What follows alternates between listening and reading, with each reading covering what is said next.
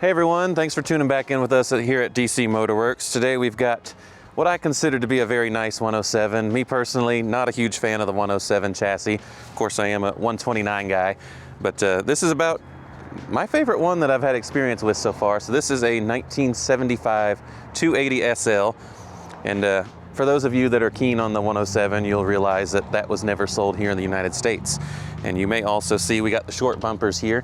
So this is a European spec 280 SL. So this uses the M110 straight six, which is super neat. But if you look at this one, it is a extra special because it is a 4-speed manual. So most Mercedes, as a lot of you know, will be an automatic, but this one is the very sought after 4-speed manual with the high output straight six. It is a dual cam straight six, whereas the later 300 models were a single cam. So it is a bit of a change there. You also have these sweet period Recaro seats. And you can also see it has what they call the kinder seat or kids seat. So you see you actually have 2 seats in the back here as long as your kids have no legs. That is something you can use. But for taller individuals like myself, I would not want to put anyone behind me. It's got the nice cream interior, a little dirty right now, but you know, it shows some patina and hopefully it would clean up very nice. This one has gotten some recent service work with us. The owner actually just put a new roof on last year. You can see the plastic windows are in fabulous shape. Oh, it's actually debadged, so I can't show you that it's a 280, but we can show you under the hood real quick. Under the hood there, I think it has a great presentation. The M110 is a very neat looking motor with the twin camshaft banks there on the cam cover. It is super neat. Not a lot of vehicles here in the US receive this motor, especially as late as this vehicle is. And this one is actually one of the early ones equipped with D-Jet instead of K-Jet with the crab head fuel distributor we've talked about on some other models. So this is an electronic fuel injection. So let's go ahead and fire it off.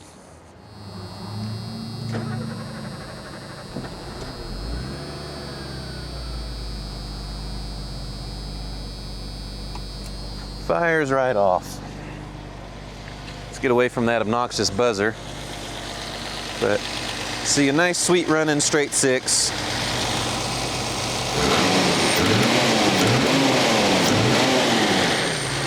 See, it runs so smooth that the engine barely moves when you rev it up.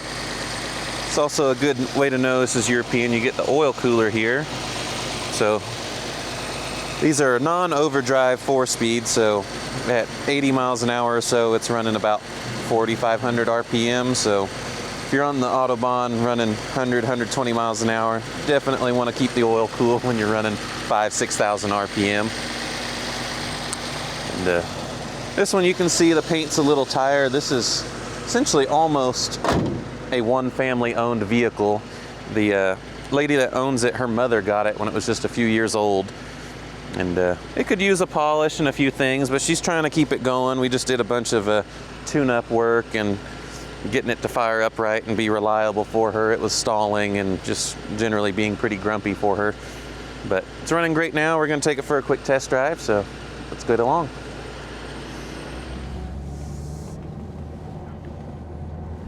So this will actually be for sale soon. So if anyone finds interest in this, reach out to us. You can call us, text us, email us. We'll put all our info down below. So get out on the road here. The nice thing about the 6-cylinder SLs is they feel a lot lighter in the front end.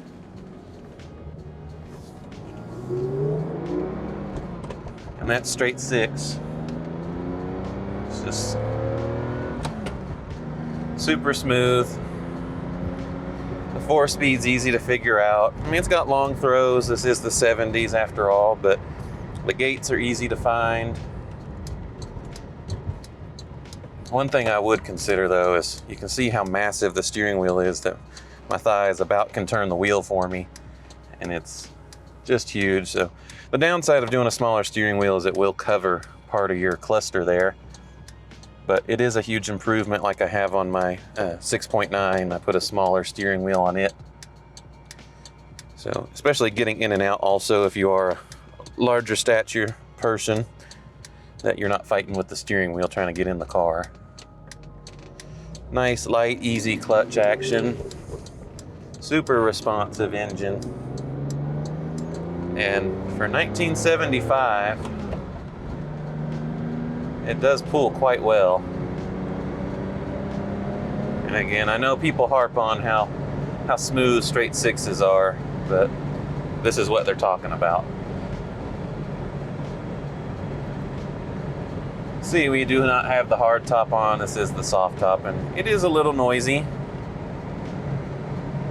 But hopefully when you're driving this, you just have the top down and you're enjoying it. It's such a funny feeling with this big old steering wheel. It's kind of like you're driving a bus, but this was a 70s German sports car. You get some lean in the corners, but it does what it's supposed to do. It actually feels quite lively. You can see just how simple things were back then. Of course, the radio's been updated over the years, but your climate control is super simple. You get 2 dials, hot, cold, and you want your air on your feet or up at defrost. And that's really it. Get your horn button here. So this is a 2-tone horn, which isn't working, but hey, it's there. Got your rear defrost. That's for when you have the hard top on.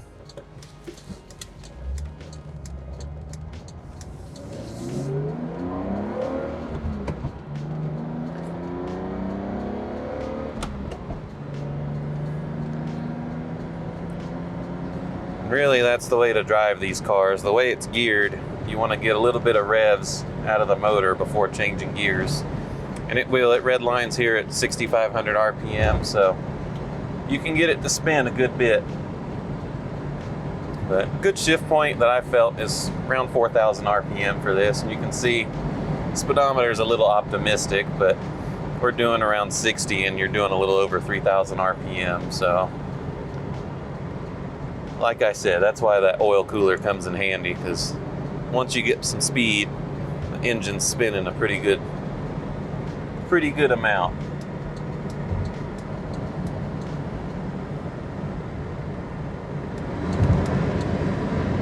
So you have that typical recirculating ball power steering.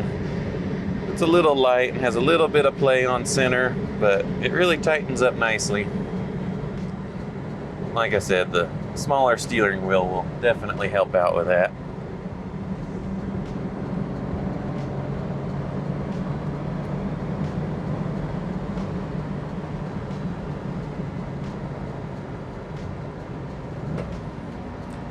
Easy to rev match downshift. Cool thing about older Mercedes that a lot of people may not know is your shift points or gear points are actually imprinted on the speedometer. So if you get over here and see these little dots. So here you get a single dot, 2 dots, 3 dots. So that is the end of each gear. So that's into first when you're going to shift into second. Now keep in mind, this is when you're at wide open throttle red line. That is the speed limit of each gear. So even on old Mercedes that don't have a tach, like Dottie, if you've seen our video on our 240D, does not have a tachometer to know what your engine speed is, but that's a cute little tidbit to know when to change gear if you're getting after it in your old Mercedes. Got some heat in the motor now, so you can get into it a little bit. Just sings all the way up to red line there. You can easily keep up with modern traffic. Has good passing power. And for something that's this old, it's really enjoyable. Starting to get a little warm in here, so we'll turn down our little dials there. So another benefit of the older, or even the, specifically the lower end and European models of these SLs is in the US we got the automatic climate control, which was kind of finicky, vacuum controlled, and not everyone enjoys that. There's a lot of kits to improve that, which I think we've talked about in other videos. For this one, you just get simple dials. That's all there is to it. Toss it into the corner here, and it just hangs on tight. Happy little car.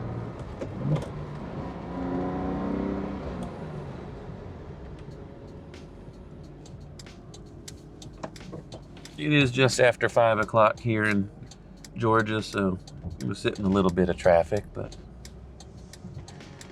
this car, we just put a new fan clutch on it, water pump, and now the temperature will sit right there at about 82, 84 degrees Celsius. See, we got great oil pressure, even if I let it idle here. Warmed up, you still have over 2 bar of oil pressure, showing that this motor is super healthy. So, get a shot there at the Kinder seat while we're riding along, sitting in traffic. See just how tiny it is. You get, what, 2 widths of my hand behind us while we're in our comfortable driving position. So if that word Kinder sounds familiar to you, you know, in the US, the first official grade for our kids is kindergarten, which is actually a German word. Kinder for kid, Garten, which is kind of like, I guess, looking after. Don't quote me on that. I'd have to look that one up.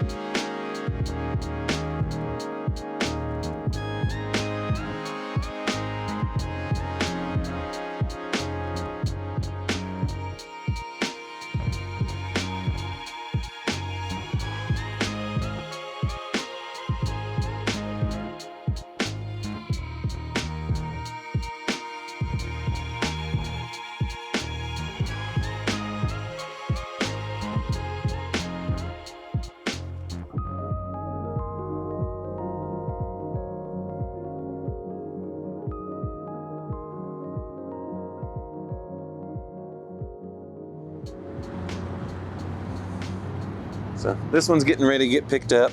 So we want to make sure it has a nice full tank of gas for them. You can see the paint here. This is where the hard top would have sat. So with a nice polish, you should be able to get a good amount of that back. This is old single stage paint, so you can work it a little bit to get some shine back out of it. It's just a great driver quality car. Like I said, smaller steering wheel, maybe throw some, you know, Pinto wheels on it or something, open up the exhaust a little bit. For a 49-year-old car, it'd sure be a lot of fun. Let's go ahead and see what this tank fills up with. It was about quarter tank. Of course, you get the premium or high test, as it's called. I thought that was ours. Here you go, almost 15 gallons. But I say these used to get like 28 miles to the gallon, even with no overdrive. So imagine if you did, like we did on my 6.9, we converted it to the 6-speed with double overdrive. It would probably be able to get 30 miles to the gallon. So you can see we got a full tank of gas there. It's always a good feeling. But one thing I like to do when I fill up with gas, is I always like to reset the trip odometer and keep track of how many miles I get to a tank.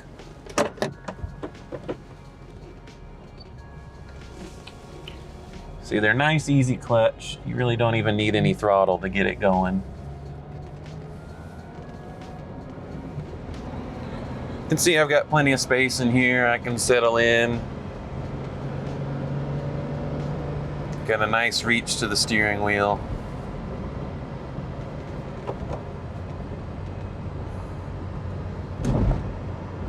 In the fourth, we're just cruising. It's funny, from being used to driving more modern cars, you're used to looking for extra gears. You feel like you need a shift in the 5th or 6th.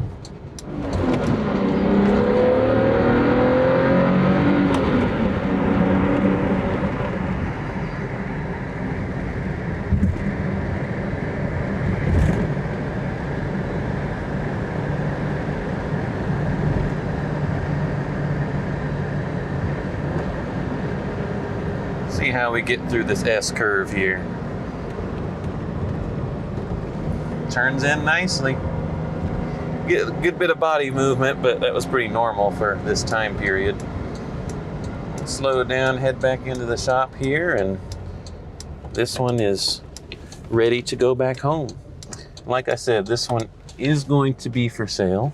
I don't know when. I'll have to talk to the owner, but if you are interested in it, feel free to reach out to us.